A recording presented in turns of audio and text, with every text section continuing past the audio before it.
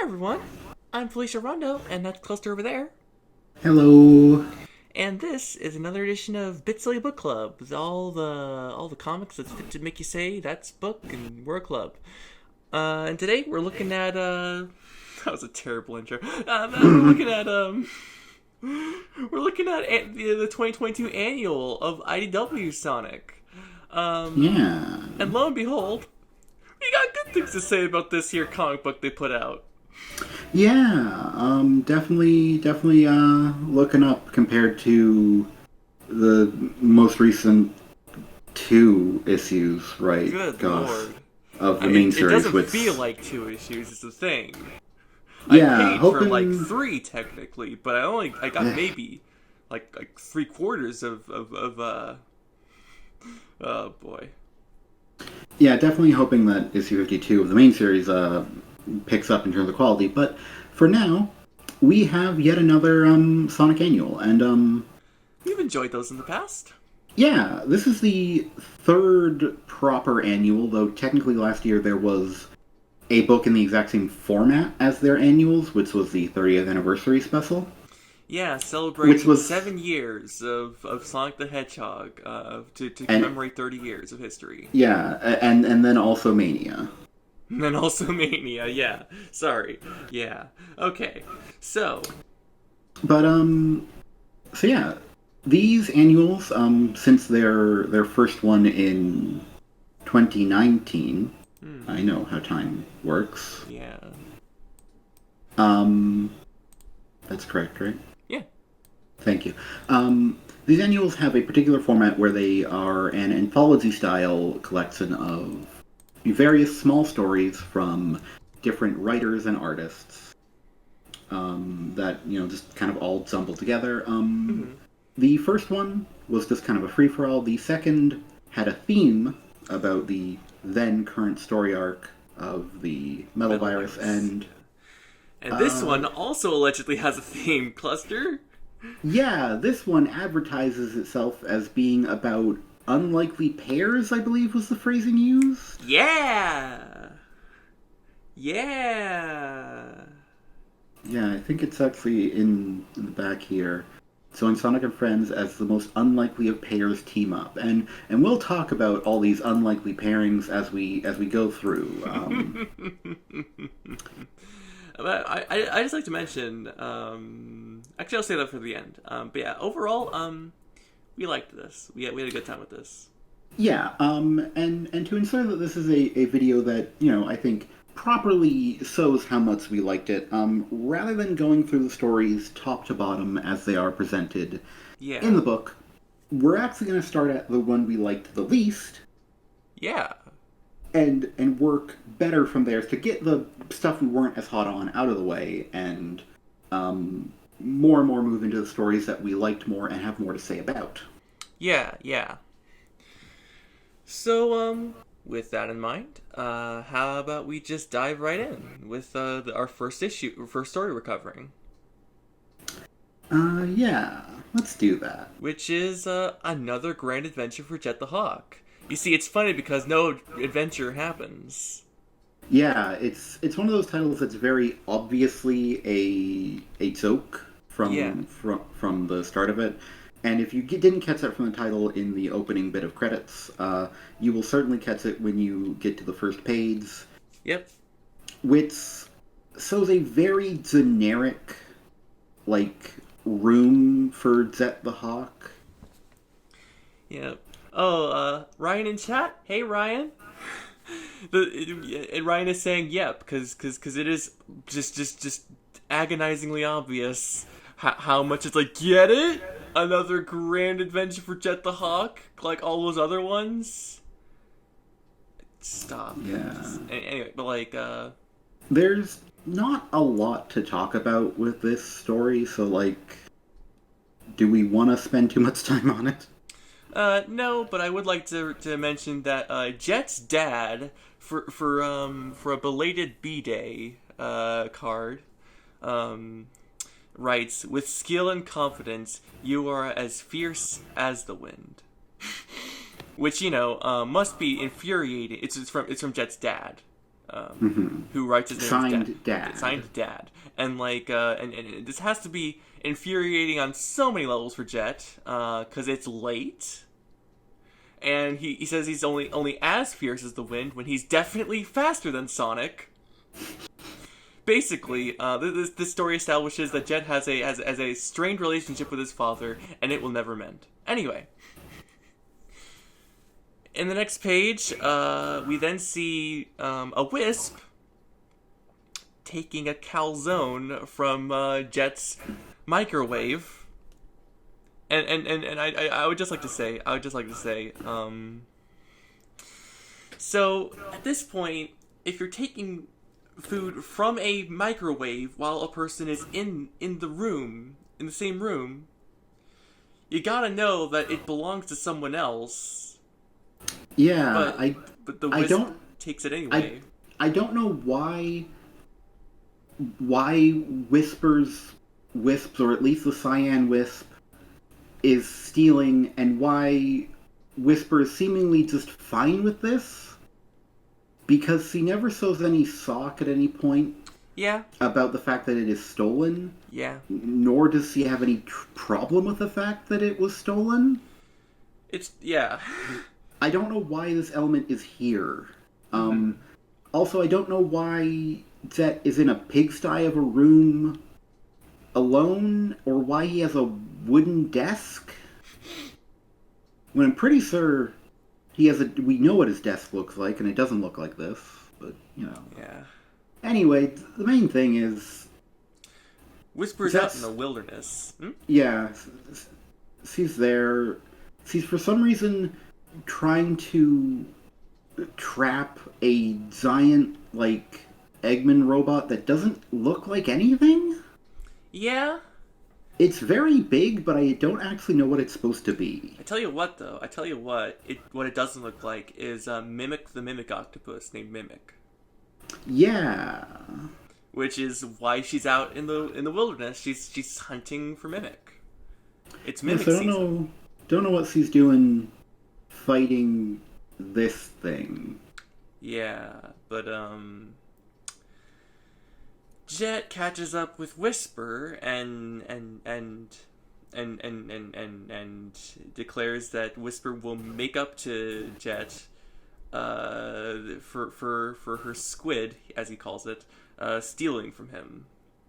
And Whisper, upon being told that she will commit a restitution for the actions of her Wisp that's under her supervision, she's like, I'm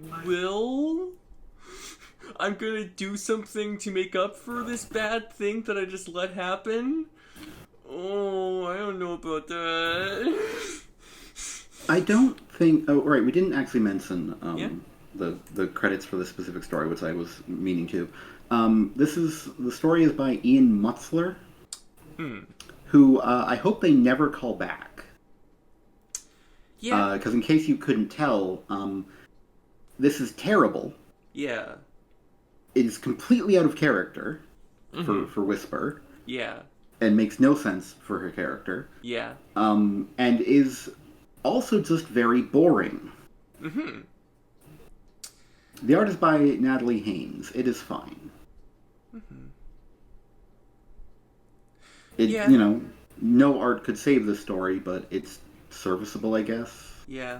The coloring doesn't do it any favors, but I think the line art's okay. Yeah. The art is honestly pretty nice. So yeah. I'll give Natalie Haynes that. Yeah. Weirdly, dark and not dark but shiny Cyan Wisp. Even though, I'm pretty sure they're all very light and fluffy looking.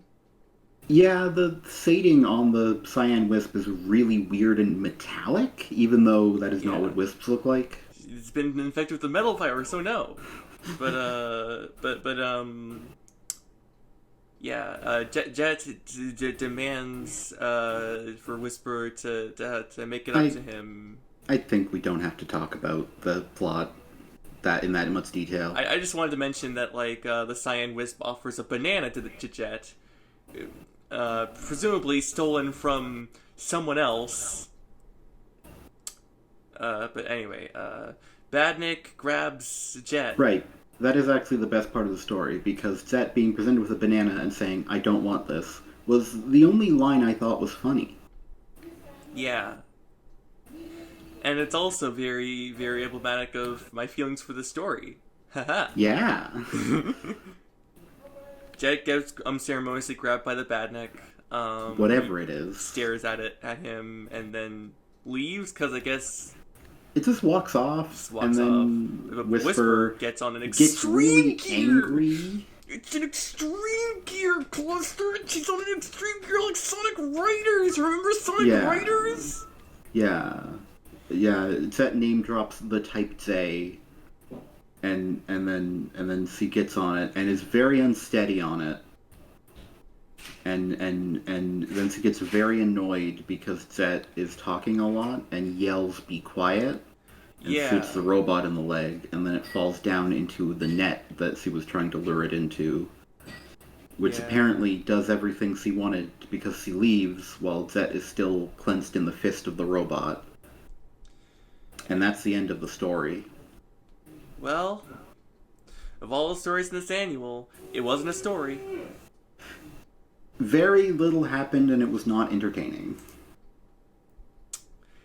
And that's why it was the first one we covered, because it sucks. It sucks. It's a bad story, and it shouldn't have been done. Terrible. Yeah, shouldn't exist, honestly. Just give more pages to the other stories, you know? Yeah, just take those pages and just, I don't know, put nice little full-page spreads of the characters laughing or something at the end of every other story. It's just a waste of paper, you know? Yeah, this is the worst story in the bunch, but it does win the Waste of Paper award. Yeah. So another Grand Adventure for Zet the Hawk has that going for it. Yeah. And next on the docket is I guess I should just mention the credits first. So I don't miss it. By India Swift and Abby Bulmer with Heather Breckle coloring. It is Hero Camp. Hero Camp. Hero Camp. There's a little butterfly character who's like, "Wow, Hero Camp" on the first page. And Vanilla is like, "What are you most excited to learn at Hero Camp?" Looking at this, this utter dismal display. Yeah, so Hero Camp, which has the R backwards on it, as the name's written on a torn banner as well. Mm-hmm. It is an incredibly ramshackle, probably tetanus-infested building in the middle of the woods. It's very shady. Frankly, I think Vanilla's competency as a legal guardian to Cream should be called into question for her leaving Cream here. Yeah, especially I feel like Vanilla has been portrayed in this comic series as a fairly responsible mother who is very concerned for her child's well-being. Yeah. Here it's so just like, honestly, it really struck me the wrong way that she would leave Cream here. Yeah. I did not enjoy that, and I get that that's the joke, but I don't like the joke. It's not funny. The joke is bad. Yeah, like this story. Yeah. I also feel like this Cream is very out of character in the story. It felt like to me, talking about want to learn how to become a real hero. Yeah, it felt like Cream's characterization was taken entirely from the last year's Sonic Channel calendar story featuring Cream. Yeah, it's just and I think no that other was sources. Yeah, but I just feel like that was the entire blueprint for Cream's character. India Swift just is generic Saturday morning cartoon child who wants to. Yeah.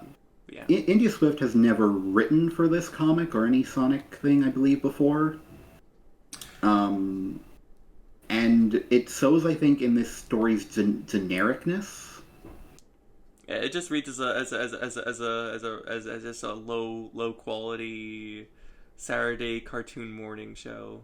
Yeah, it's definitely the plot is very,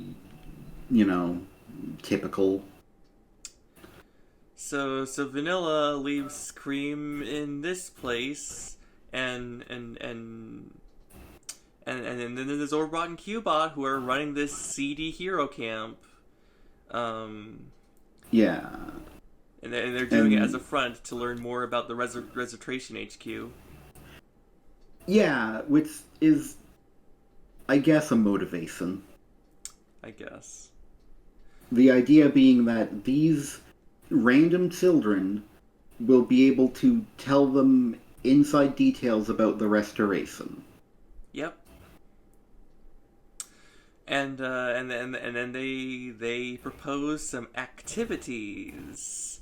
Oh, Um, I would like to point out that Orbot did not think of fake names ahead of time, so yeah, comes up with on the spot Cubert for Cubot and Orville for himself.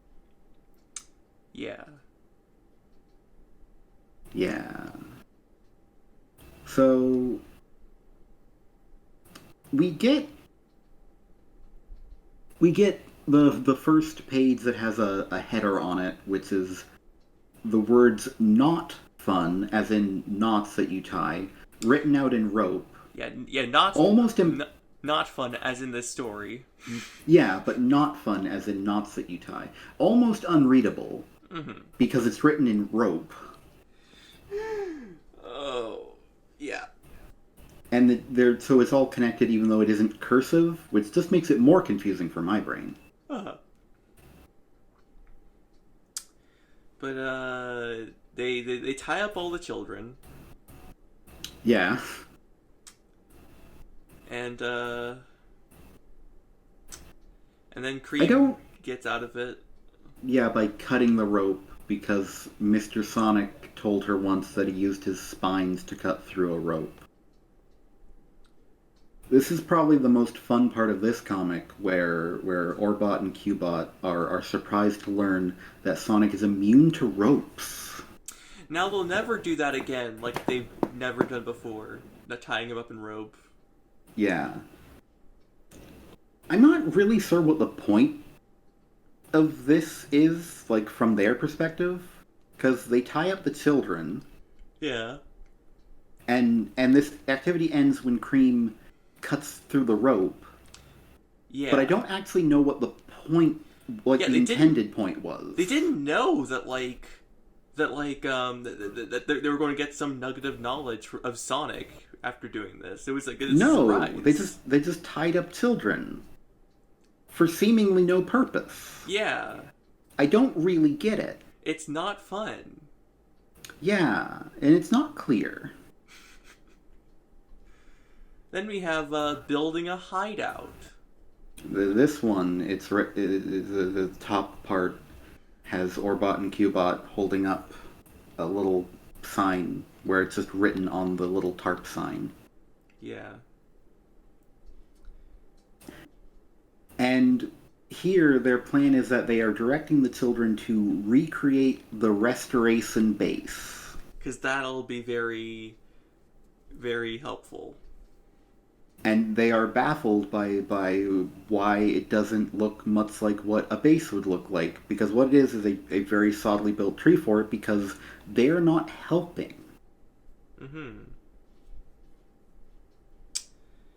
Then, they finally get some... Yeah, Cream starts to point out all the things that are part of the restoration base that is not here, and then they declare that they have to rebuild it from the ground up, and they tear it all down, somehow not injuring the children terribly as they fall off of the soddy wooden structure.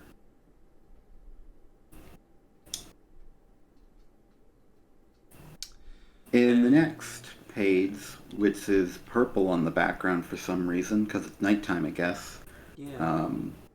Orbot and Cubot are talking on the title page, which is written on a blueprint paper and says s'mores. Yeah. Um... But they are not talking about s'mores. They are simply doing dialogue for the story page, which continues into the actual story, where they are sitting around a campfire. Yeah. Orbot is hoping that he can weasel some robot schematics out of the children by asking them to tell scary stories that maybe would involve schematics. Yeah, none of the children seem happy. No, they're really bummed out, and some of them are mildly injured from the earlier tree fort collapse. Yeah. But don't worry, Cluster, because eventually Orbot lets slip. They don't know what s'mores are. Yeah. And Cream declares that they don't know how to tie knots, even though that's the one thing that they did do. They don't know how to build hideouts, and they don't know how to make s'mores. They're not camp leaders. They don't know what s'mores are, Cream. And so the children get their catharsis by committing righteous violence. All off screen. Yeah. And when we cut to the next day, with Vanilla picking up Cream, and presumably the other children's parents come later. Yeah. And then, yeah, these fucking kids here just like, take us with you. There's no one left. And Cream's like, bye. And Cream declares with a very nervous smile that the main thing they learned was that maybe they already are real heroes. And Orbot says we taught them too well. And Cubot sniffs and says, I'm so proud. And on a piece of notebook paper is written, like you're leaning on a stool with an ice cream sandwich on it. No, that's a s'mores. S'mores? Oh, you're right, yeah. Yeah, because they were making s'mores. Yeah, making s'mores. Like, written on it is Love the Restoration, which is a big missed opportunity because they could have just said Love the Resertration. Yeah. That would have been great. Reference my favorite typo. Yeah, it's so good. It's so fun. It's my favorite typo. It's so good for I bet they caught it during Trial by Fire. I bet they caught it and they were like, no, it's good. Oh, Tango should do it. Yeah. But yeah, that was Hero Camp, the story that would have been worse, the worst one, but somehow another Grand Adventure for Jet the Hawk was allowed to be printed. Yeah. It overall just wasn't very good. Like, there were a couple of fun moments. Like, I liked the part at the end where they were like, oh, we taught them too well. That was cute. Yeah, it was cute. And there was that other line of dialogue I mentioned earlier that I liked. Yeah. But overall, it was just a very generic Saturday morning cartoon filler episode. Mm-hmm. It didn't really do much or say much, or it didn't really say anything. Yeah. And, it doesn't leave me wanting India Swift back. I'll tell you that much. If she does come back, I hope that she's learned some valuable things from this story and can do cooler stuff next time. Yeah, or just picks a better subject. I don't know, maybe this is just not a... sometimes people aren't good at writing certain kinds of stories. I don't know if that's one of these times, but either way, this just wasn't a story that I thought worked in any way. Yeah. It was a story technically, which is why it was better than another Grand Adventure, yada yada. Which is not a story, and I don't think this next story we're going over is quite a story itself. But I still put it above. I still put it above Hero Camp. Yeah, so... The next one is Weapons. Yeah, in fourth place. This is by Daniel Barnes, with art by Thomas Roethlisberger and colors by Leonardo Ito. Two of those names will be very familiar because Thomas Roethlisberger and Leonardo Ito have worked on this comic many times before. Yeah. I believe this is Daniel Barnes' first time touching this comic? Yeah, and he'll be rejoining for Scrapnik Island, which hopefully will be good. There's an upcoming miniseries called Scrapnik Island, which will be coming in October, starting off. Yeah, Halloween. Yeah, and it's definitely set to be kind of horror Scary. Halloween. It will be, I believe, the first time that a miniseries for this series will be written not by Ian Flynn. Yeah. So, that's a milestone of a sort.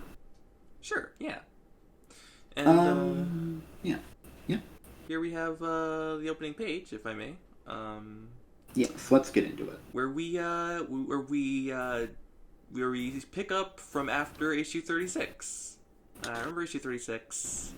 Yeah, so the opening bit of dialogue here for this page is all taken from issue 36, and then ends off with it's the bit of dialogue after Omega gets repaired, and then Tails suggests that he spars with Zemeril, and Omega does a nice little threat, and Zemeril has a nice little quip back, and then we cut to outside where they are doing their little sparring session. Yeah. And then some fighting occurs, and Omega has a point. Omega thinks that General is soft. Yeah, because he says, "You are a babysitter. I am the ultimate E-Series robot." Which are both true statements, technically. Yeah. And, so he's really got him down there. But, like, just very, you're just getting soft you with this puny rabbit family. Not yeah, he has this whole speech about like how Temerl used to be a big tough guy. Yeah. But now he's all gotten soft, and he like breaks through Temerl's barrier with a punch. Yeah.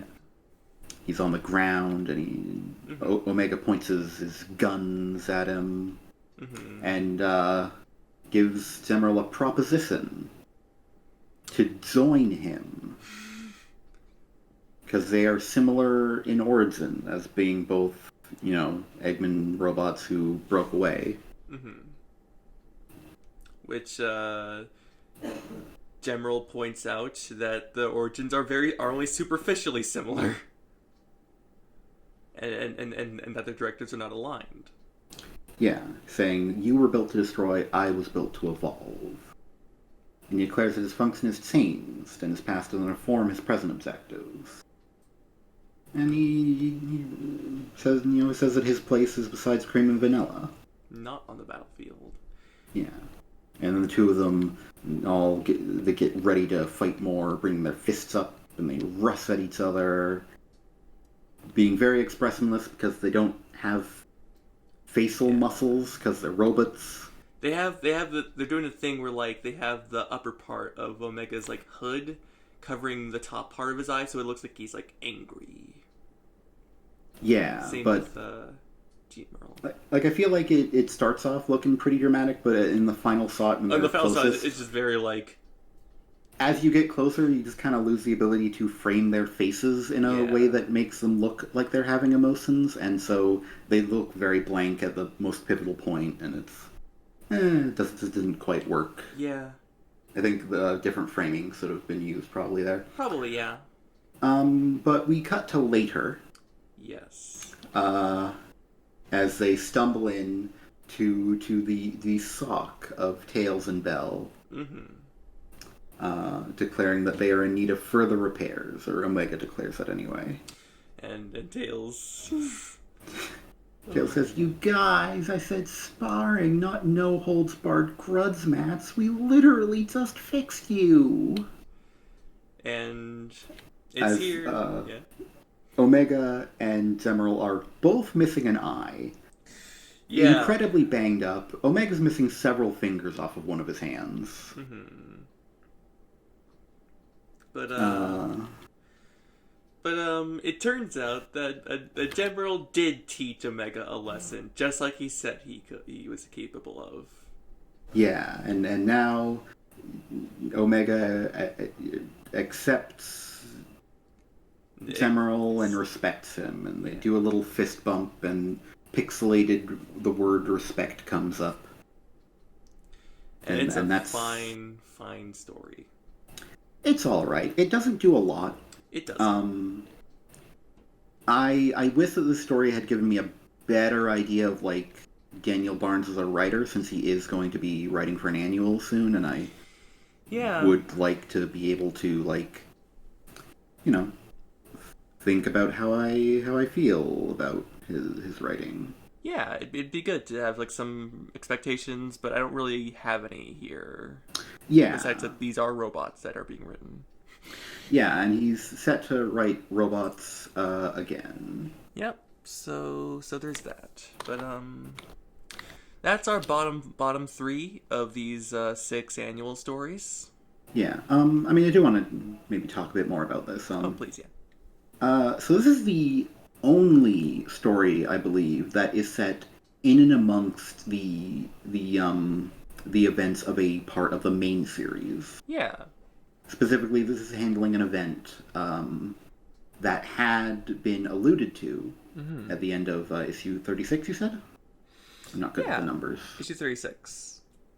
Yeah, but that hadn't been actually covered by the story. They just we assumed that they went and fought, and it was probably looked cool. Yeah. Um, and this is taking that little bit of a thing and turning it into a little mini story here, Mm-hmm. which is what these annuals are, little mini stories, or what the stories in these annuals are anyway. Yeah. But I do find that overall, because the previous annual before this one, the 2020 annual, uh, was set very themed around Metal the metal virus. virus ongoing story arc, and in fact, four, I believe, of those stories, or like all but two anyway, were were stories that were set in between events from the main series. Mm-hmm. And the two that weren't were the best ones from that annual. Yeah. And I just don't think that it's a very like I don't think you're going to make as good stories if you're doing this, just Yeah. because you're inherently limited in a number of ways. Mm-hmm. Um, and just like I don't think that this overall, idea for a story was all that interesting. Yeah. And yeah, I think it's cute what this story sort of accomplishes over the course of its length, but I think it could have been better. I think it could have been more. Maybe if you just sacrifice Grand Adventures page count, give it some more depth, some more just talk, Yeah, that'd be great. yeah, But yeah, that was weapons. yeah. I feel a bit bad putting it in the bottom half next to Hero Camp and Rough and another Grand Adventure for Hedgehog. Yeah. They, as Hero Camp and Another Grand Adventure are two stories that I have specifically negative feelings towards. Yeah, but weapons is just kind of like doesn't quite pull itself together. Yeah, I don't dislike weapons in any way. I just don't find that it really does much to Yeah. put it on top of any of the other three stories, all of which I, had actually positive feelings towards, Uh huh. as opposed to neutral. Yeah. Um. And speaking of, that means we are getting into the stories that we are more positive on. Could we take a quick break first? Yeah. All right. Thank you. We'll be back momentarily.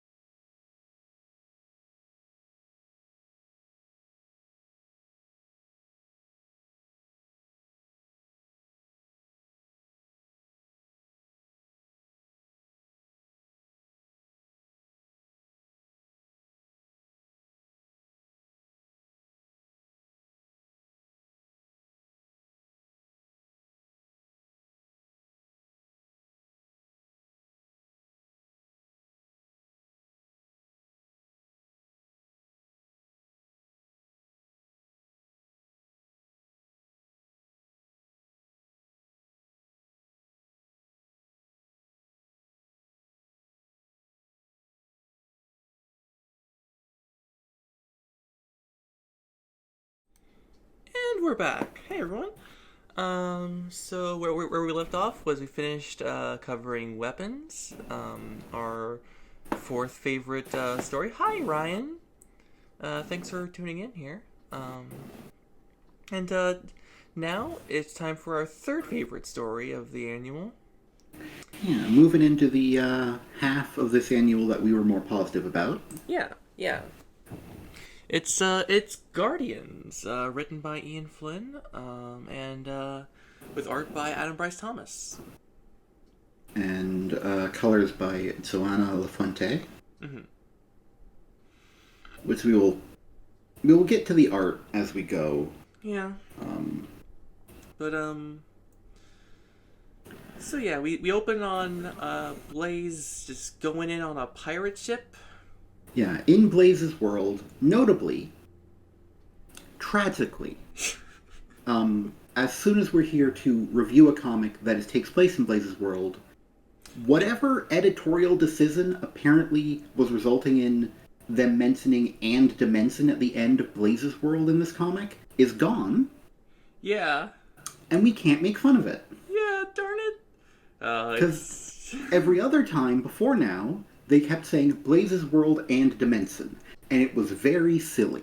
Yeah, but this time, but this time, someone I guess realized that it was very silly, and stopped doing it. Or someone had already realized and had been fighting an embittered battle and finally got their way. I don't know, but it's just Blaze's world now. And to be clear, it's better this way. It's better, but I wanted to complain about it, and it's more petty now that I'm complaining about it now that it's stopped. It sucks. Yeah. But, Yeah.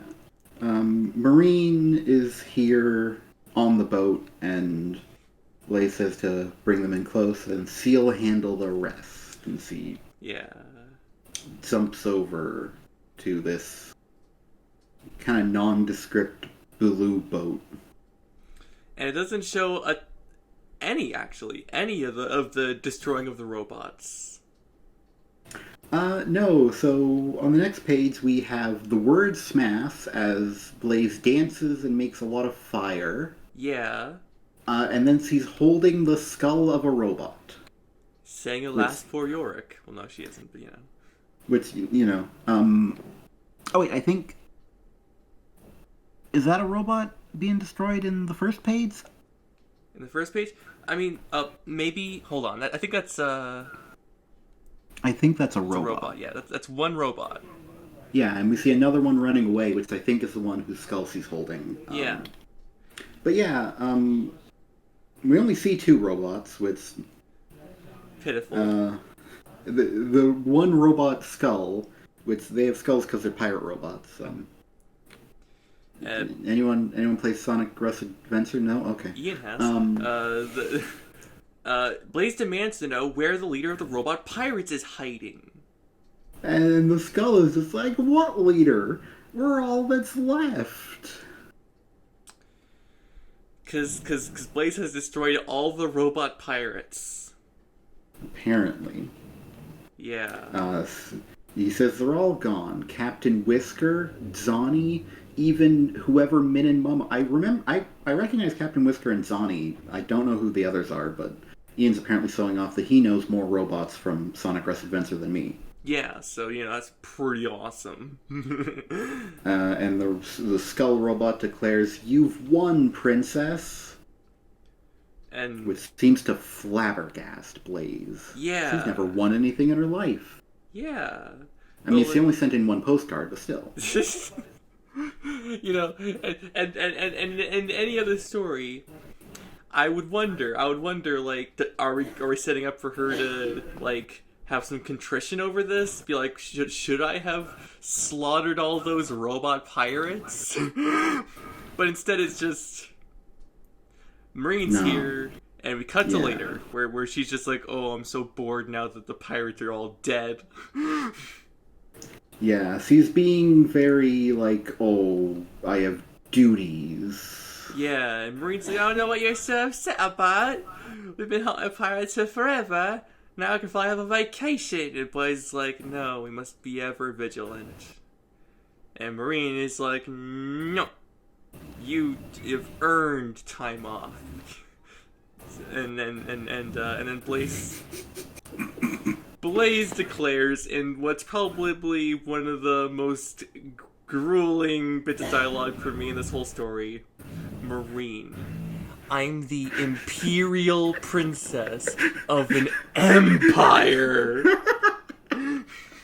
I don't know what the deal is, but Ian Flynn, of course, has been the writer in the main series every time Blaze has appeared, and is, of course, writing her here. Yeah. And so I don't know if there's an editorial thing, or if it's just his preference, but he keeps hammering on Empire and Imperial, and, like, to the point of ridiculousness. Imperial Princess of an Empire. Just pick one. Just Imperial Princess or Princess of an Empire. You don't need Imperial Princess of an Empire. It's just so silly. See, for me, I just get squicked out because it's like, oh, she's the Imperial Princess of her imperialist empire. Oh, it sounds cool because they have institutional power. You know, like, empires kind of have a thing in fiction where that's usually where you put the bad guys. And for good reason. As seen in the Eggman Empire! Yeah. Which, notably, none of the heroes were fighting for in the battle for the Empire, because having an empire is pretty bad. Mm-hmm. But, So, you'd think maybe you'd, like, not focus on the Empire word as much, but good lord, it just keeps getting focused on. But, yeah. Blaze says... either of those duties, Imperial Prince of an Empire and Guardian of the Sol Emeralds. Either of those duties alone carries tremendous responsibility, and I have both. Now, I might be wrong, but I thought that her guardianship over the emeralds was part and parcel with her, like, her royal seat? Yeah. Like, I thought that was, like, her royal duty, was that she guarded the emeralds. Now, granted... It's been a while since I've, like, tried to experience either of the stories of Blaze's games, and I never managed to beat either one, but I thought that was the status quo anyway. Yeah. That you know. I know we're being critical a lot up front, but, It has a rough start, I think, this story. Yeah, it doesn't start great, and it's just kind of weird and awkward to start with, and, Marine, yeah? It also doesn't help, I think, that the art, and in particular the way that everything is shaded and colored, don't look great to me. Mm. The whole comic feels very pastel and flat, and like it's kind of half pseudo-lineless a lot of the time. And so... when you go between the times when it looks very lineless and it doesn't look good, to the times where the lines are more clear, it's very distracting. Yeah. It's this, I don't know if it's more on the line art side or if it's more on the coloring side, but... I tell you what, I really wish that, like, that Adam would add some more... variance to the thickness of the lines, because, like, he has these very, very fine lines, like, just throughout all these panels, like, and it just makes for, like, a very, like, not very well-defined figures, like... Yeah, I think that's probably what's getting me. And also, like, some of the shading could be overdone, but, like, it's just weird, like, okay, should I try and just go all the way, make it lineless? Should I try and find some way to make it look good with these thin-ass lines? I don't know. Yeah, just overall, the art I don't think sells very well in this story. Yeah, but, Marine counters, that having tremendous responsibilities doesn't mean you can't relax. And if Blaze won't listen to her, who can convince her? Cut to Sonic's world, Lava Reef, on Angel Island. Where Blaze is here. Blaze, for some reason, is walking across lava with a weird and intense expression on her face, with really heavy fading, like, She is on the here inks. to kill Knuckles. She looks incredibly menacing for some reason. And it's really out of tune with just the general tone. I think it might be just like that they're the idea is just like trying to highlight the lava. See, if this were setting up for shenanigans where Knuckles like, scary lava cat, and then he tries to fight her or something, because she looks scary as hell.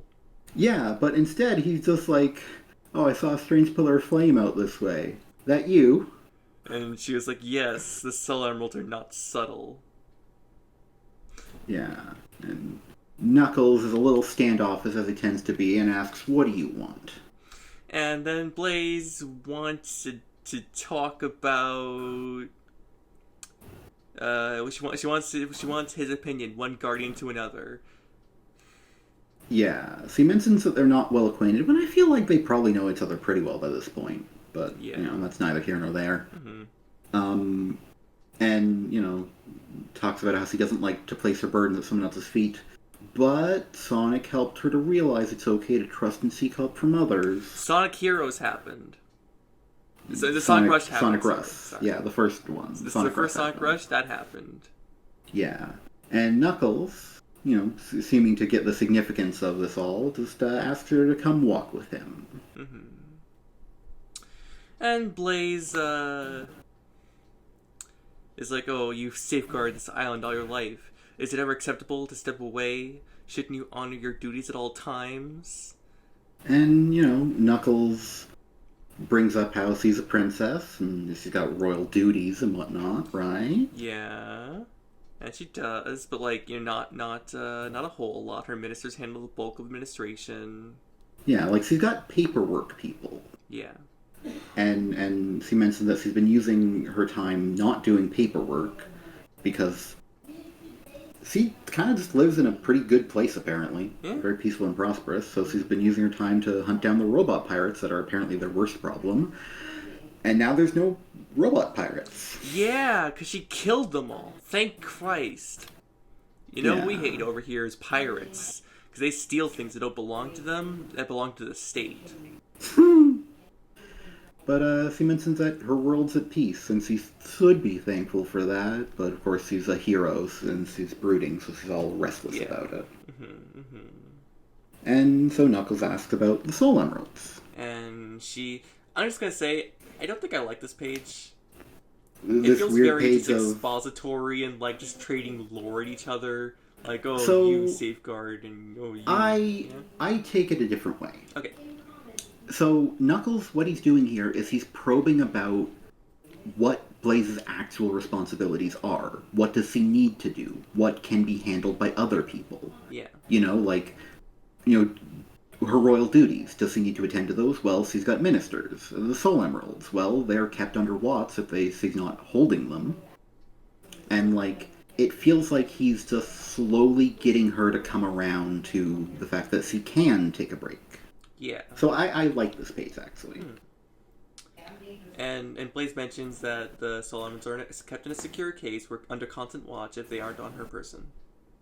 And he asks if, they could make more security on that. And she says yes, and she could place a heavy guard there as well. Snuggles like, yeah, I see.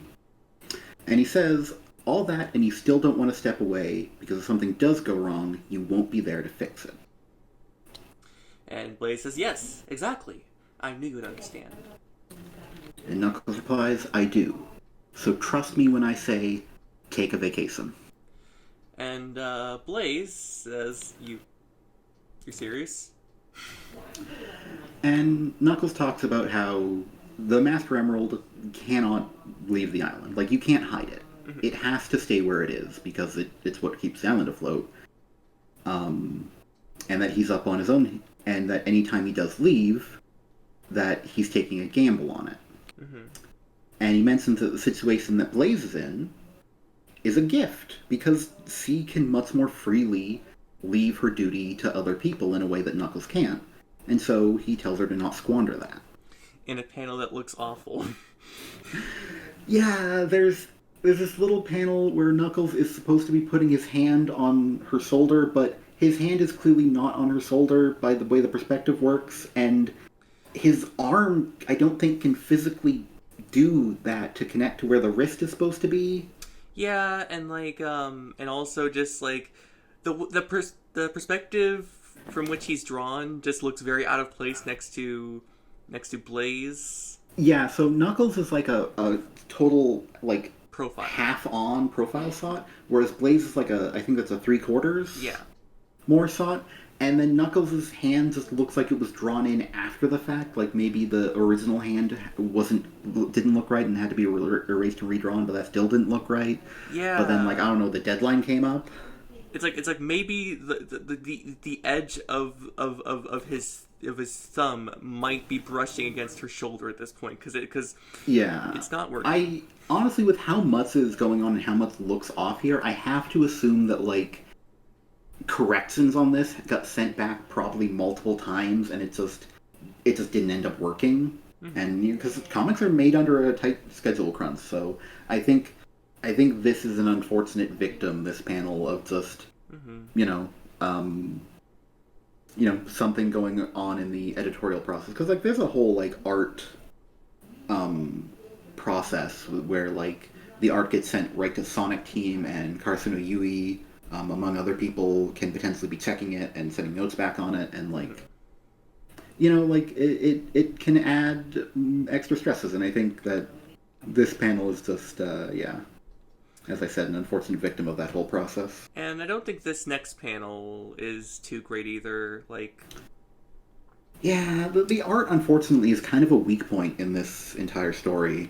I feel like it would have been better if perhaps instead of apparently making eye contact with Knuckles suddenly, she could like be looking off to the side thoughtfully with a smile and be like, "It was nice being around everyone again." In volumes 1 through 3 of Sonic the Hedgehog, please buy. So the editor says. And or editors, I'm not sure. And Blaze, yeah, I think it's editors. And Blaze, Eds. All the Edwards. Yeah. Every comic has to have at least one Edward. Blaze thanks Knuckles for his insight. It meant a great deal to her. And he says it's his pleasure, and it's nice to talk to someone who understands responsibility for once. Yeah.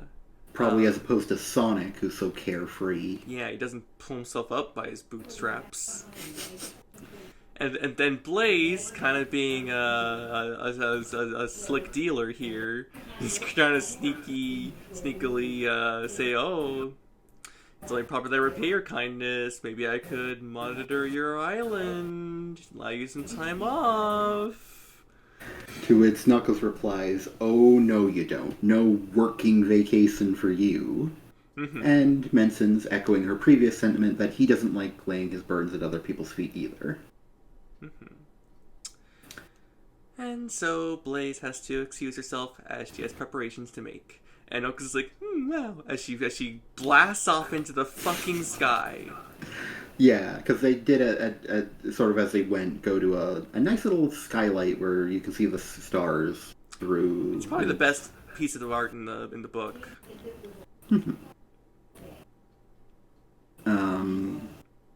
Yeah, in the story anyway. I mean. Yeah, in the story, because we're not trying. I don't want to like try and compare the art of the very different, very stylistically different stories very against different. One another, because they're very stylistically different.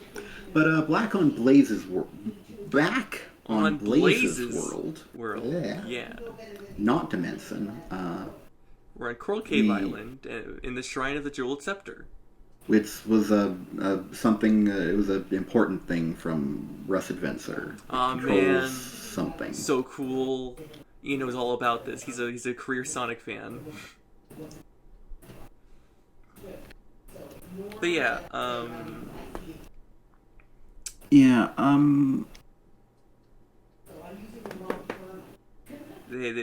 Blaze is setting up the heavier guard in the more secure place to keep the jeweled the solar emeralds. Yeah, because I think the intent here is that they're being kept in the same place as the Jeweled Scepter, which is, I guess, just a more secure place than where they were being kept. I think there's an art mishap here. Oh. Because Blaze comes in and being followed by Marine and two koala people, one of which is Gardon. And when Marine arrives, he says, "Phew, crikey, that thing's heavy." And then we see her stretching her back with a box in front of her that she was never carrying at any point and isn't there. Yeah, it's not. Oh wait, no, I see it. Okay, it's in between her and the koala person. It's mostly covered by her tail. Okay. Gosh, it's so subtle, and... Maybe if this comic didn't have so many fine lines, it just had some definition to like the objects that gave him some... Okay, I think what was confusing me is that Marine here visibly looks like she's reacting in surprise to the appearance of the jeweled scepter, but is commenting on the weight of the box that she's carrying. Mm-hmm.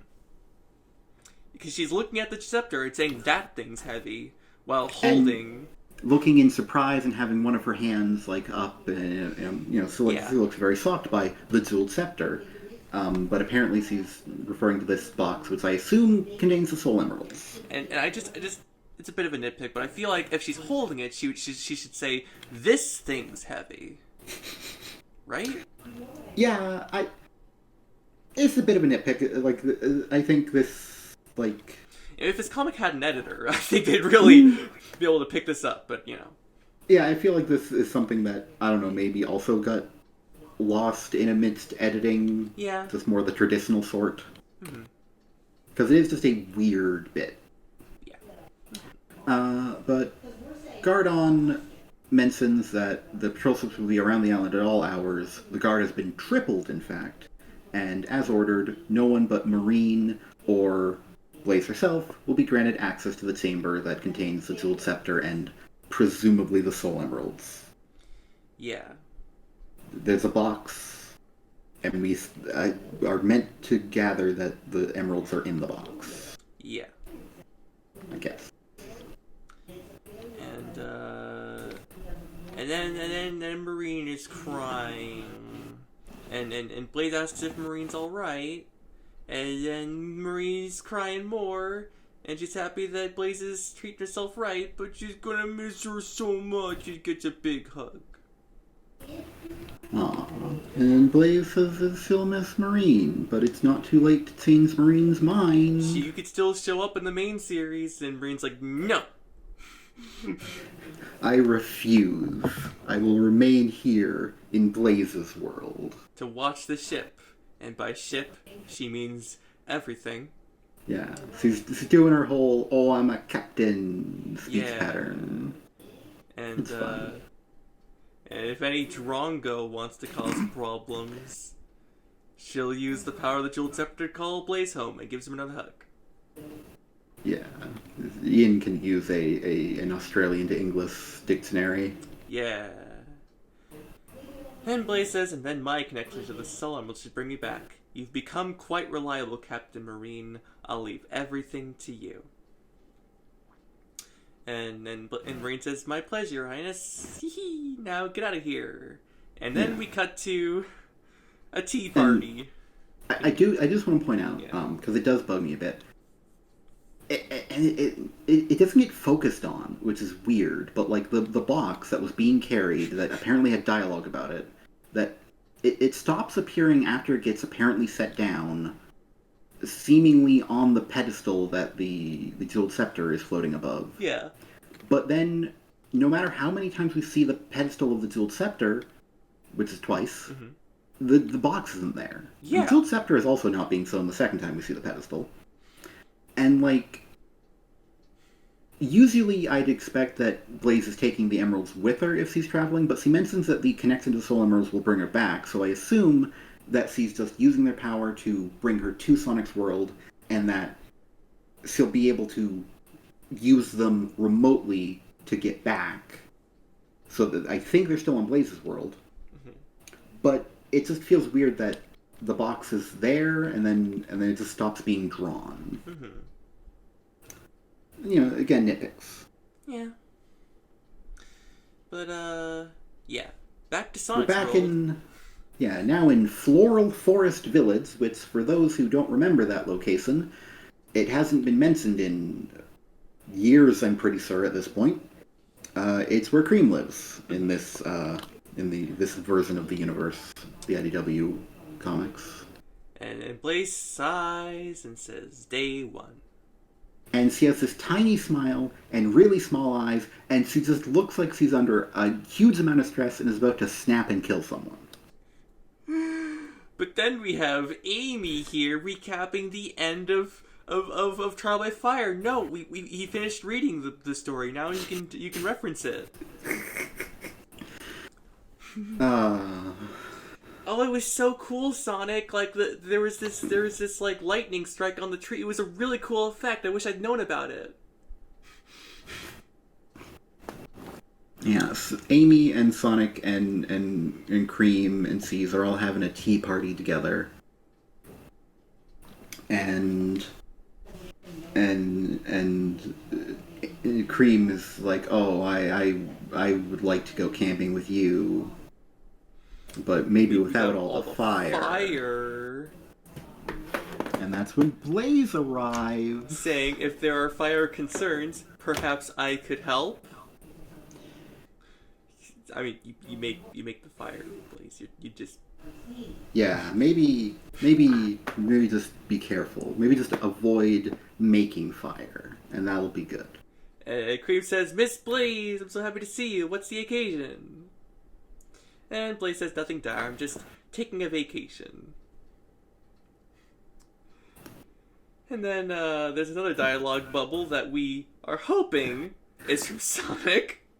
Yeah, it's pointing it could be pointing towards Sonic or Cream. Cream's mouth is open, but the dialogue I really hope was intended to come from Sonic, if you would read it. I don't know, that sounds like an occasion to celebrate to me. Pull up a chair, chill, and welcome back.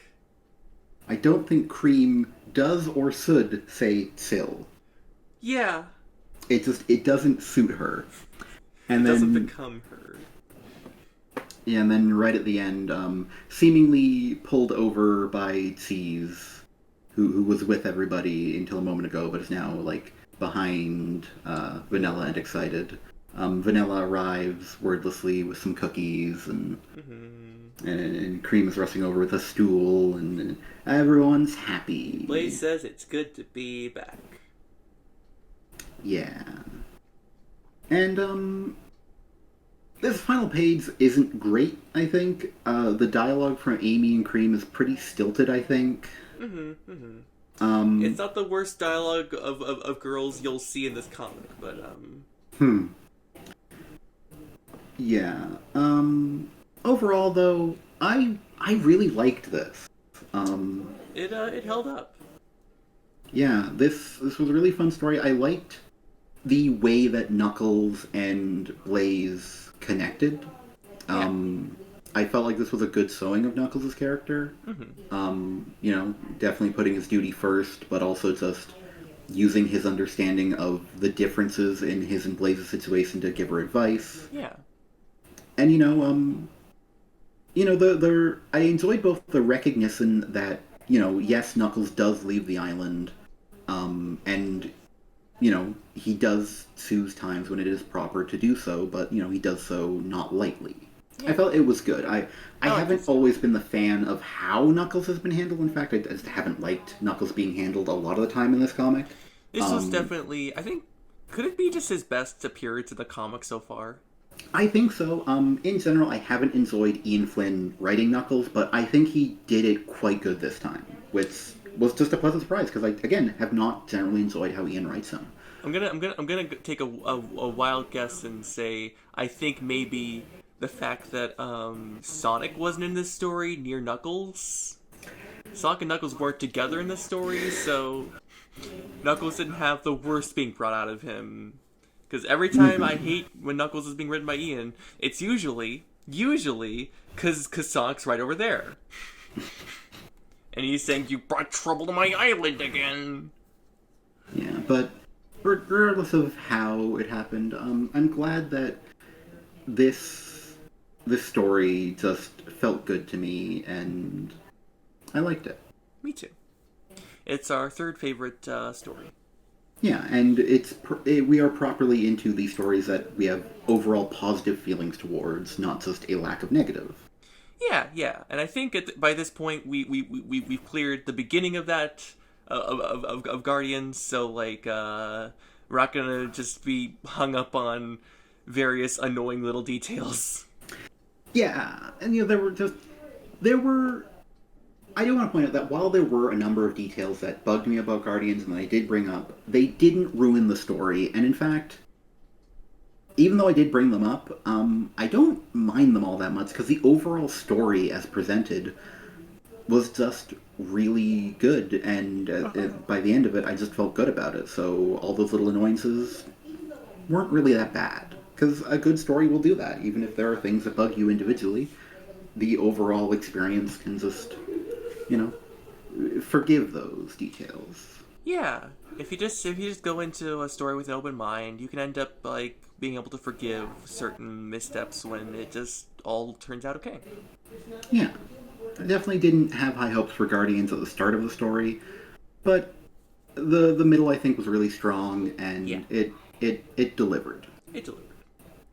Which brings us to our second favorite story of the comic, which, of course, is Future Growth by Evan Stanley and Gigi Dutre, with Evan penciling and inking and Gigi coloring.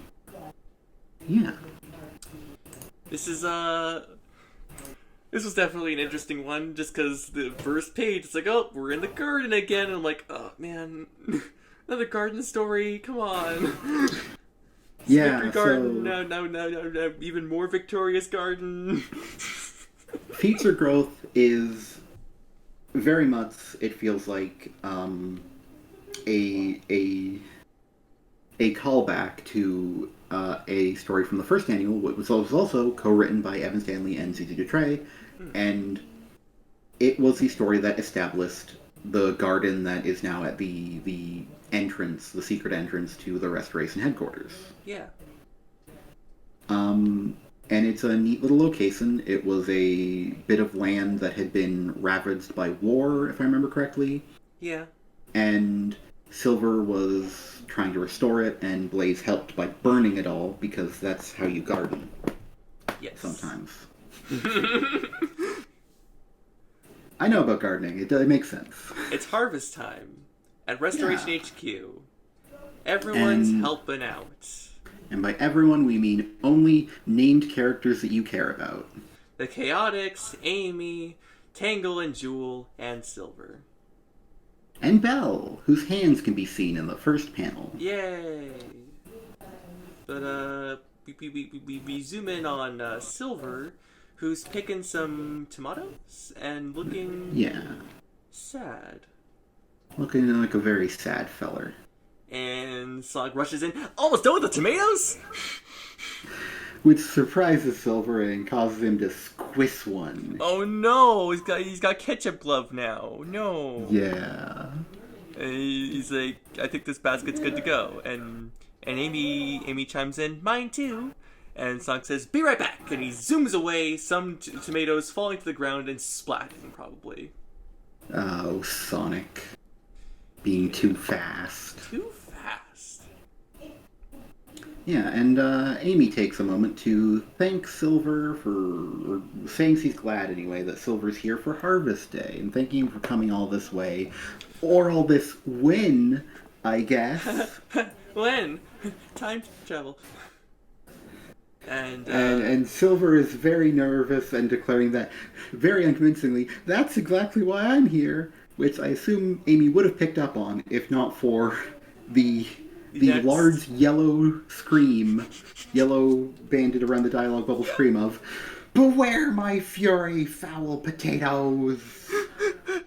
And we cut to Amy saying, Tangle, wait! And Tangle, seen from behind, is holding a shovel, and with her tail hand, a shovel. Just triple wielding shovels and getting ready to... The most powerful digger of the reservation here. Yeah, and in the next panel, I think she's abandoned one of her shovels to get a two-handed grip on one and is just digging up tons of potatoes. Just so fucking much. And one of the potatoes is flying into Belle's face. The other, Amy just barely catches. And then, Belle was clearly trying to catch it, but it flew right between her hands. yeah, ah, man. Happens to me every time.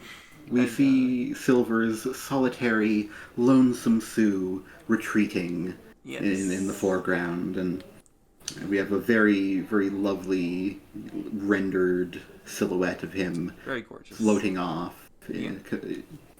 covered by his psychic powers, so he can sigh dramatically at the border of the wood. And, then Espio says, "Hello, Silver." Which sucks him. He's surprised again. Poor boy. And we see, in a shot that establishes that he was invisible, him slowly appearing as he says, "You are troubled." And Silver tries to brush it off as he was trying to brush things off with Amy, saying, "No way, Espio, you know me, always on a mission, important future person things to do." And Espio remarks that Silver is also bad at lying. Which Silver knows, and he does a face palm. And Espio says he doesn't want to pry, but if he's concealing some sort of danger, Espio would like to know about it. Yeah. I love Espio. Which Silver states that it's nothing like that. It's, well, he's not here for the harvest. And actually, he has no idea why he's here at all. Which, Espio takes a moment to get very philosophical about, asking, do any of us know why we're here? And to which Silver very, very, very, very pointed fact says, "I do! I mean, I usually do." Yeah, and then in a very gloomy panel with heavy shading and a dark mottled background, he recounts his tragic tale. Every other time he's been sent to the past has been to save the future from turning into another wrecked world. That's his job, his purpose. And he always knows what he needs to do, because it's history. But this time, there's nothing. No crisis in his future, and things are okay here. And he says, everything's fine, but I'm not.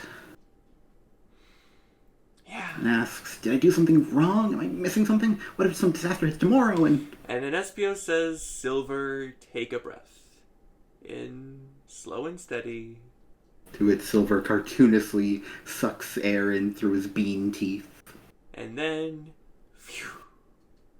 It's very cute. It's a very cute couple panels. Yeah, and before when he was being very worried, there's an after image of him as he's pacing back and forth. And it's a fun contrast to the very serious and hyper shaded him shaking his hands and being all dramatic, and helps to pull the tension out a bit. Yeah. And Espio shares his perspective, saying, "As a ninja, my first priority is the success of my missions. But as a friend, I care for the safety of my team. Danger could be waiting for me around every turn. If I allow it, my fear will consume me, and if it does..." And then he has a kunai that he's been holding, and he points it pointedly at his own heart. Oh. He says, "I will have lost without my enemies ever having to lift a finger." Silver asks, "So how do you fight it? The fear, I mean." To which Espio replies, "My technique is simply to have faith in yourself and in the strength of your friends. You may not know why you're here now, but that doesn't matter. You are where you need to be." And Silver starts to perk up, smiling a bit here. As Espio continues, we focus on Espio, and he's smiling, and he says, "And if there's trouble, there are quite a few people back there that are ready to stand with you. So go back to the garden and let yourself enjoy the fruits of your labor. You deserve that much." And Silver just closes his eyes and smiles, saying, "Right. I'm still scared, but I'm not alone. You guys make me feel like I could do anything." Also, Silver says, before suddenly pulling Espio into a hug. Which surprises him, Espio. He says, "Thanks, Espio, for real." And Espio's just like, "Oh, and for some reason, Evan and Zizi, one of or both of them, decided that the Espilverse sippers needed some food on their plates today. Can't say I agree, but you know, They were fed this day. yeah, But then, someone, I like to think Vector, says, "Hey, Espio, where'd you go? We got a bee problem!" And then, in the distance, we hear, "Yar! I'm the Potato King!" Silver asks, "Need some help?" And Espio, with a big comedic sweat drop, says, "Please." Silver's gonna help out with Espio's rambunctious son. Mm-hmm. Oh. I'll say this much, yeah? You first. I like this better than Victory Garden.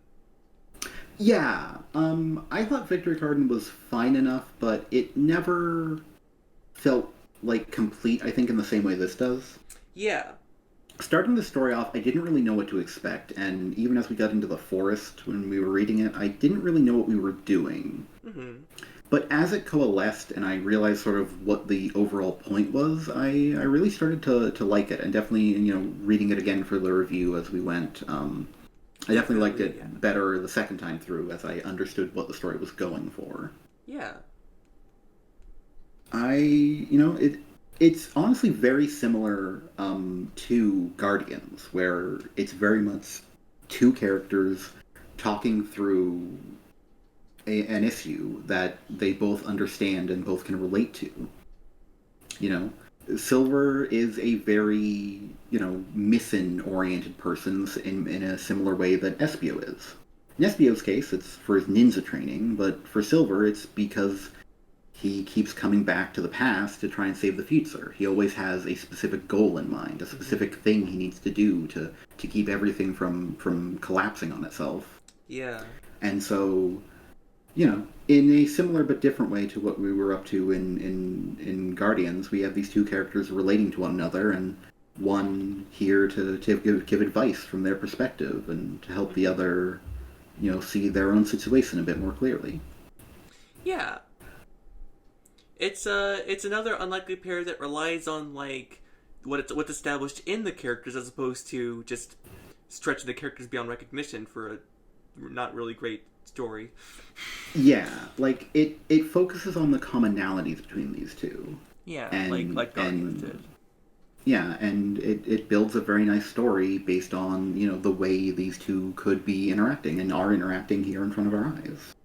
Yeah. And it's neat because honestly, I wouldn't probably have seen these similarities between Espio and Silver without something like this story here. But you know, if you put them out there and you have a story like this showcasing the ways that they are similar, like it's very easy to see. Yeah. How the two of these can have just a very interesting dynamic together. Mm-hmm. Mm-hmm. Yeah. And then that takes us to our number one favorite story in the book. A Rough Patch by Aaron Hammerstrom. Story and art by Aaron Hammerstrom with colors by Valentina Pinto. And I want to express how much of a shocker this was to be number one. I really wasn't counting on this being the best at all. Yeah, number one, Aaron Hammerstrom has not written for the book before, so yeah. On the writing side, you know, we were looking at a complete unknown. Yeah. I feel like his art also has not always impressed me on the book. His interiors. So, like, you know, it's not like I'm going into one of my favorite artists, like with Evan in Future Growth, or anything like that. And then, of course, this story, I remember one of the variant covers for this annual was sewn off, which was one that sewed off, you know, the premise of this story. Yeah. And this story most embodies the unlikely pairs. The unlikely pair theme, which we'll get into as we talk about it. And I was not excited for the unlikely pair theme. I didn't think I was going to enjoy it at all. I thought it was going to be very dull. And I definitely wasn't looking forward to this story in particular. I didn't like the premise. Yeah. But Or what we gathered of the premise from the that one variant cover at any rate. And so it turns out if you give a comic a chance and you read it as it is, it's actually it's neat. Uh-huh. So if we may begin here at Spiral Hill Village. Yeah. We open up seeing that Rough and Tumble, don't ask me which one is which, I'll never remember. But Rough and Tumble are arguing about slant rhymes. Because the bigger one, who might be Rough? It's Tumble. Is it Tumble? Yeah. Ah. I do remember, yeah. The bigger one, Tumble, is complaining about how sometimes how their intros only kind of rhyme. Yeah, and those are slant rhymes. And Ruff's like, okay, so what's the big deal? And he says that people ain't gonna take us seriously if we can't get the rhyme right, Ruff. Oh, it's right there in the dialogue. Wow. And Tumble reminds him that remember how Sog laughed at us, and Ruff says, well, that guy laughs at everyone. We'll figure out a better rhyme later. And Tumble insists that they have to get the intro right now because their rep is at stake, bro. And Ruff says, I said we'll get to it. At least let me say what the rest of the stinking plan is. Oh, but Ruff. But Tumble. Tumble. I'll never remember. Tumble doesn't even want to hear his plan. Which is bad as his rhymes. Yeah. And Ruff's like, oh, so my plans are bad now, huh? You try making one then. And Tumble says maybe he will, and maybe he'll do it without him. And then Ruff declares, fine. You couldn't do better rhyming if you were trying. And Tumble stands up and goes to leave, and as he does, he says, that was a slant rhyme, bro. And then Ruff says, just get out of here! If I never see your face again, your stinking face again, it'll be too soon! And it's just off the bat, so fun. It is. Like, I've never really been invested in these two at any point, but like the dynamic that Aaron Hamstrom is writing for them is very fun, as they're just kind of very silly and goofy in a way that I don't know, I guess I'm liking more than many of their previous appearances. Yeah. When Evan took on the characters in issue 48, the Chaotix Caper, whatever it was called in particular, it was also much better because no one was laughing at them after they did their rhymes. Yeah. I just like it better when we just take these characters as they are instead of like posturing about how definitely cringe they are because someone doesn't feel good about their rhyming abilities as they write the story. Just let it lie. Let it lie. Yeah. But that night at the Mineral Museum, we see at, of course, whose Mineral Museum, but the only Mineral Museum in the comic, the one with no name, Zool's Mineral Museum. Maybe one day it'll get a name, or maybe it has a name and it's just not being mentioned here and I've forgotten it. Could be. But there's a new exhibit. Yeah. One of the 7 legendary Chaos Emeralds just discovered. Wow. Yeah. Yeah, and we cut back and forth between Tumble and Ruff as they do their way that they do things with their dialogue. Tumble starts doing his rhyme, but Ruff is doing his rhyme. Yeah. If we could just trade off. This heist will be huge. We got the right stuff. It won't be a fumble. We'll take a new angle. It's emerald snatching time for Ruse and Tumble? Ruff and Tingle? And because that's right. These are our real unlikely pairs. It's Rouge and Tumble and Rough and Tangle. And very, very fun, very comedically, Rough and Tumble demand of each other, what are you doing here? What's she doing here?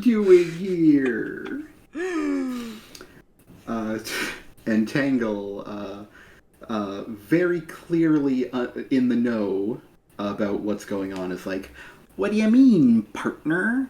Aren't these the ruffians you said we had to protect the Chaos Emerald from by taking it ourselves? And Rough's like, of course, I did say that. And Rue's a little gleam of inspiration as he figures her way to get out of this sticky situation. She says, they must have followed us here to try to stop us from taking the emerald. To which Tumble, not being great at this whole, not being tricked thing, is like, what, for real? And believes her completely. And Tumble says, well, I'm not gonna let him. And Tangle pusses Rough at him and says, come on, partner, get in there. I love this, because it's like, Rouge is like, there you go. Like you first, and then while Tangle is just shoving, while Rough is definitely trying to get away. Just get away. Yeah. And as the two enter a cartoon smoke cloud of combat, Rouge says, I'll admit, yours isn't a face I expected to see at a jewel heist. Yeah, and to which Tangle replies, oh, just doing some babysitting, and conspiratorially whispers, psst, you're undercover too, right? And Rouge says, something like that. And Tangle asks, how'd that guy get you on board for something like this? To which Rouge explains, well, I happened to be in the neighborhood for reasons. He saw me flying by, waved me down, laid out his plan, and I was surprised by his competence, honestly. And we see a little sepia-tone flashback panel where Tumble's like, and that's the plan. And Rouge says, I like it. I wanted to find the emerald before Eggman anyway. And Tumble says, see? It all fits perfectly together.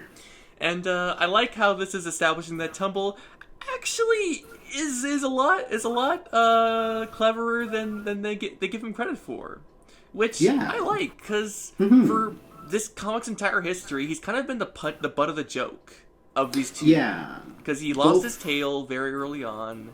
And well, he lost his tail before we ever met him. Yeah, and then ever since then, we've just been laughing at him not having a tail and being an amputee. Yeah, and he's definitely gets mocked for his intelligence more so than Ruff because he's the bigger one, and that's what they do. But I like that this story is just actually he came up with a pretty good plan. Yeah. And Rouge says, and what about you? And meanwhile, in the background of these flashbacks, we see first Tumble getting ready to body slam Ruff, who's very much not happy about that. And then before Tangle's flashback, we see Ruff pulling on Tumble's hair. Yeah. So the fight's continuing on throughout this conversation. Yeah. As Tangle says, I wasn't as surprised. And we flash back to Ruff just gripping tightly Tangle's leg with just big sad eyes. I'm begging you. I don't know what to do if I don't have someone to tell what to do. And she is visibly not enjoying it and pushing him away with her tail. As she narrates that he tried to play it off as vigilante hero work. And then Rouge says, still, breaking into your friend's own museum. Tangle replies, oh, I come in through the skylight and take Jewel out on impromptu adventures all the time. And Rouge replies, sounds fun. As we continue to watch the big cartoon, smoke ball skirmish fight. Yeah. Which is still going on. It's very fun how Yeah. they've tricked these two into fighting and are just taking the opportunity to talk. Yeah, just girl talk. Yeah.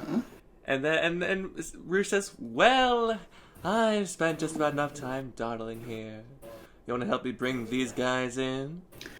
And Tangle excitedly replies, "Would I? Ooh, do you have a plan in mind already?" And then Rouge says, I wouldn't be the world's greatest treasure hunter if I didn't. And Tangle says, "Aw yeah, undercover buddies."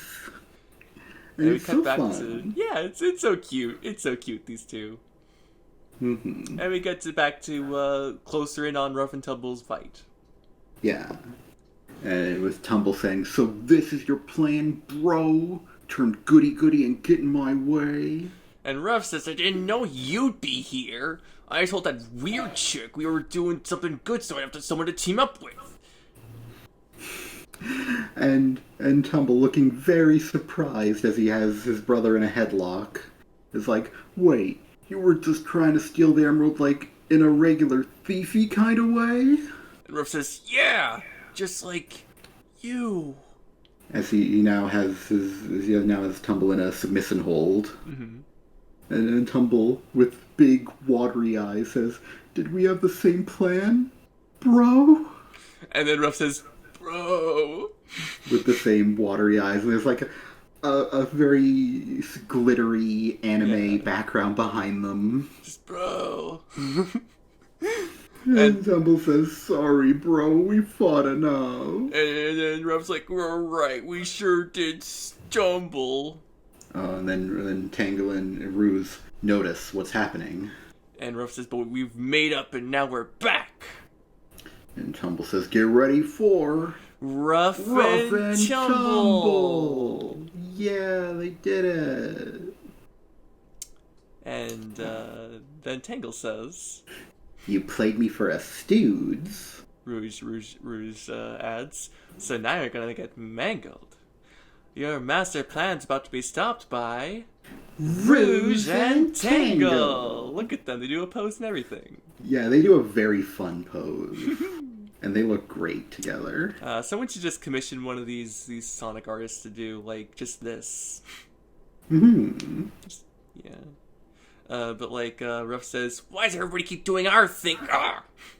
And Tangle, with a big old tail punch, wallops both of them on the face. Yep. And then ties them both up and says, "All wrapped up here, Ruse, and the emerald's safe and sound." What? As the emerald's case has in fact been cracked open and it's gone. And then Rouge, flying away, says, I hate to dupe and run, but, well, it's what I do. See ya. And Tangle, with big watery sad eyes herself, Arms outstretched, looking pleading. so sad, is just like, "But undercover buddies." And then Ruff and Tumble, with Tangle just looking crushed in the background, Ruff says, that's it, bro. No more teaming up with anyone but each other. And Tumble says, "Rough and tumble forever, bro." And they bro fist. Bro fist. Oh. And God, I love the expression work on Tangle here at the end. She's so sad. She's so crushed. sad. Rouge played with her heart. Mm. Aww. But see, if we get to the Bitsly Book Club section of me pitching a fanfic to pick up after this, our long-running segment. So then, of course, Jewel will in this fanfic idea, come back and find out about this and be so crushed. It's like, you let her take the emerald, and Tingle's like, oh, I'm sorry, Jewel. She was just all cool, and I never get to hang out with her, and so Tangle leaves, and Jewel's like, how am I gonna get this back? But then she looks back, and the emerald's there again. And then a voice from behind her is like, oh, I just wanted to get you alone. You're the real gem in this museum. And boom. It's a Rouge and Jewel fanfic. I don't think there's ever been any made before. I'm gonna make it. I'm sure you are. If I want to. So that's the annual 2022. The 2022 annual of IDW Sonic. To be clear, it ends at rough and tumble forever, bro. Yeah, yeah. My amazing, amazing fanfic idea was not part of the annual. I understand if you maybe thought it went there, but it didn't. Yeah. Yeah, yeah. But yeah, overall, in my opinion, there's really no question that Rough Patch, just being such a fun romp, has to be number one. It has to be. I can definitely see where other people might prefer Future Growth or maybe even Guardians. I, if anyone's favorite is Hero Camp or if anyone's favorite is Hero Camp, I just don't know why. And maybe if you just really like Cream and really don't like yourself. Yeah, but Cream was in Guardians, so I feel like any Cream fan would prefer that one because she's with anyone who matters, which is Blaze, rather than being with no one. Yeah. And then there's another adventure for Zet the Hawk, which, like, if you're a really, really starved for Zet the Hawk content, Zet the Hawk fan, you could cry and say it was the best one, but I don't think it would be true in your heart. I was just gonna say, like, if you're a big diehard Jet the Hawk fan who's been waiting for the king to get its due, you'll be pissed the fuck off. At just how badly this went, but you know, yeah, maybe I could definitely see where some fans of Omega in general could really like Weapons. It didn't do a lot for me, but you know, it was fine. Yeah. And maybe it spoke to you more than it spoke to us. Maybe, but I'm gonna say this. Because for the previous annuals in the previous years, I think like the first annual had Victory Garden. That was one of the better stories, and I mean I like Jewel's debut. Okay. Yeah. And then in the second annual, there's Darkest Hour, an amazing story that cannot recommend enough, and and then Reflections, and that's about it for the second annual. Yeah, so, I was not a fan of that one. Yeah, so like, honestly, like if I count Weapons, this annual is probably the best one we've had yet. Yeah, like I have specific positive feelings for half the stories here. Weapons, I'm neutral on, but only neutral, and it's just Hero Camp and the Zet the Hawk story with a way too long title that really let me down here. And I think with the other 4 stories being at least better and 3 of them being outright good. Like, by volume, this is the most consistently good annual we've gotten. Yeah, I definitely would recommend this. I think the stories are really fun, especially somehow Rough Pats. Yeah. But like even though like Darkest Hour I think is still better. Like, it's still the best annual story we've gotten. And Reflections is still better. Like, the good stories in the 2020 annual are still better than anything here, I think. Maybe not Reflections. I don't know, Reflections was good, but I think Rough Patch, it was very different intonally, so it's really hard to compare something so pensive as Reflections to something that's just... The first annual also had that Rouge with Rough and Tumble story. Right, I did like that one. That's 3. So this is at least as good as the first annual. By volume, in consistency. And I'd say I would definitely rank this better. I liked that story, but I don't think that story with Rouge and Rough and Tumble from the first annual is as good as any of the top 3 here. Yeah. Personally. Mm-hmm. And yeah, this is good. Honestly, I think the top 3 here is better than anything from the first annual. Personally. Yeah, I think so too. Actually, yeah. This was just really fun. I hope that Aaron Hammerstrom comes back for another comedic story because I think he's really got some very good comedic timing in comics, and I would like to see that continue. I mean, he just wrote a very solid, like, we have a beginning, we have an end, we have, like, fun, we have antics, we have jokes, we have heart, we've got, like, cool character interactions and unlikely pairs that I actually enjoy watching. And I did not expect the one story that actually fulfilled the unlikely pairs alleged theme to be the one that was actually really, really good. But here we are, and I liked it. I think it was great. Yeah. Speaking of that theme that we have been disparaging a lot, by the way, though, Yeah, I do just want to talk about how it's a stated theme, but I don't really feel like it's fulfilled that much. yeah. Another Grand Adventure for Jet the Hawk is barely a story even to begin with, Mm-hmm. but, it's also just in the first annual, we already had Whisper facing off against the Babylon Rogues. Like, In an antagonistic kind of thing. yeah, and they're not teaming up here. They're still antagonistic, which is, I guess, what you'd expect. The only unlikely part is that Whisper is written terribly. Yeah. And When it comes to Hero Camp, there isn't a pairing.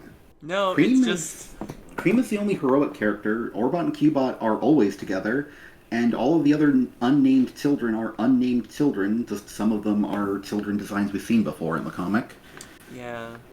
And there's no unlikely or pair going on. So I'm not actually sure why it's here. In weapons, we've already established Gemerald and Omega as a pair in the story that set this up. Yeah, and, Omega himself points out the fact that there are a fair amount of similarities between them.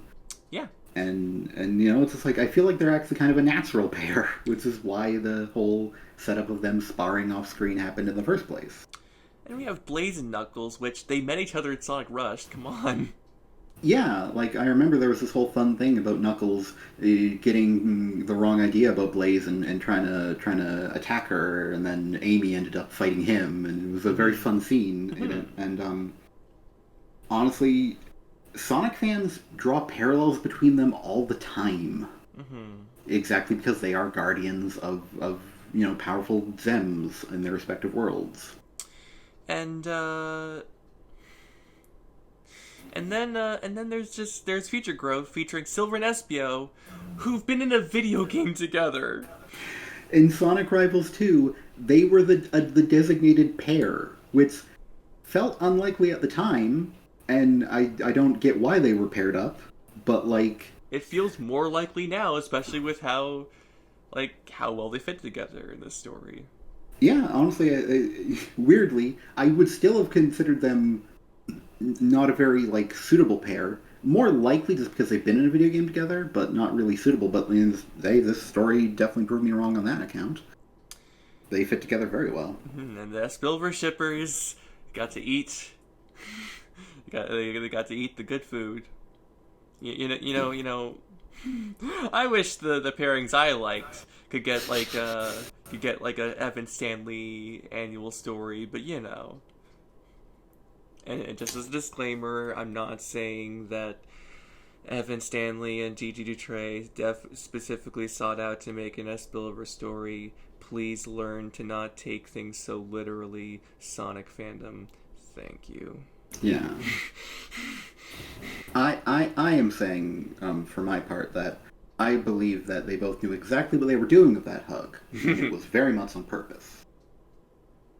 And unlike Sonami fans, Espinosa fans will be very happy with this and will not ask for anything further. They'll just be like, "Thank you so much." Yeah, and I hope they are happy. I hope they have been posting that screenshot with many crying emojis about how they're very happy that there was a hug. They're laughing their ass off, and they are dead. And I'm sure that they are going to redraw it, except that there's a visible blush and SBO is clearly feeling heart emotions. Oh, yeah, and Silver's grabbing his ass. But Rough Paths is really the one story that epitomized this whole unlikely pairs, because that's the whole genesis of it. Like, not only do we have the sort of fake-out pairs of, Ruse and Tumble and Rough and Tangle, but then we have the actual pretty unlikely pairing of just Ruse and Tangle together. Mm-hmm. And the two of them having a pretty fun dynamic as Tangle just kind of gets tricked and Ruse gets to make off with the Master Emerald. And I just kind of hope that we get more of this, so just Rouge stringing along Tangle. I would definitely not say no to more of those two interacting in the future, because it's been proven that it can be very fun. just Rouge being Lucy to Tangle's Charlie Brown. Just like, oh, Tangle, I got this football. And Tangle's like, I'm gonna kick that football to the moon.